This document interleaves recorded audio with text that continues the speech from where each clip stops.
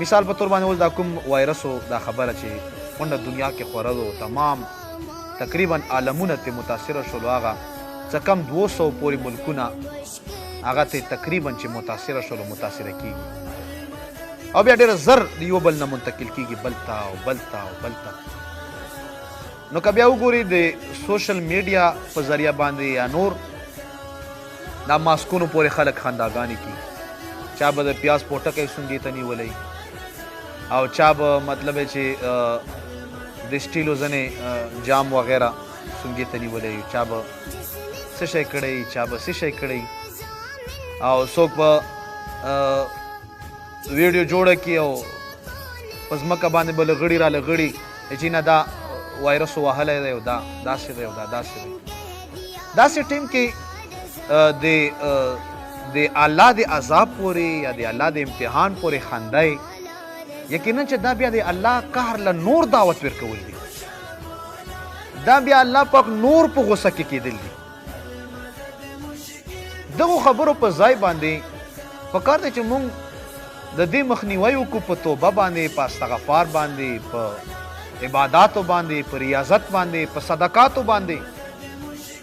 په رحم باندې ځکه چې که تاسو وګورئ کتونکو ناظرینو د نوح علیه السلام هغه واقعه چې نوح علیه السلام الله ورته وفرمایي چې کشته یې جوړه کړه کشته یې جوړه کړه 3 چته کشته یې جوړه کړه هغه 40 کسه سړي پکې بار شولو 40 کسه زنانه او ټولې 80 کسه مسلمانانو بل چت کې ساروي بار کړل بل چت کې مارغان بار کړل هغه 5 چت کې چې هغه خبره چې دوی بار شول تفسیر ساوي دا خبره کړې وو چې کله د کشته د جوړولو حکم راغی او نوح علیه السلام کشته جوړه کړه تقریبا په 2 کاله کې هغه کشته جوړه کړې شوه او نو بیا د قوم خلکو خندای جوړ کړو مسخره یې وکړه نوح علیه السلام ته یې چې او دغې بیابان ته ګوره او دشتې ته ګوره او تا دغې غټې کشتۍ ته ګوره کشتۍ خو په اوبو کې چلیږي او تا په بیابان او په دشته کې کشتۍ جوړه کړه دلته خو اوبه نشته دی قوم خلک د الله د عذاب نه د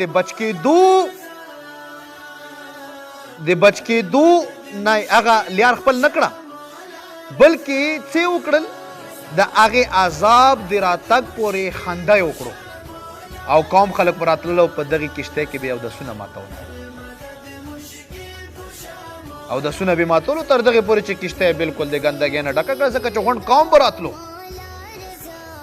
بیا الله تبارک وتعالی په دغې قوم باندې د خارښت بیماري ولګوله هر سړي به ځان ګرولو خارښت پرې راغی او څه وشول چې یو کس اودس ماتي له تللی دی او په دې کشتۍ کې وغورځېدو نو هغه ګندګي د ده په بدن باندې پورې شوه نو هغې ګندګۍ د ټچ کېدو پورې د بدن ټیک شو قوم خلکو ته چې وا قوم خلکو راشه په کشتۍ کې دوایي ده خلک راغلل او هغه ګندګي بې راغېسته او ځان پورې بې مګله هغه خارښ د دوی ټیک شو او د هغې نه بعد څنګه کشتۍ الله تبارک وتعالی په دغې قوم داسې را صفا کړه چې چاته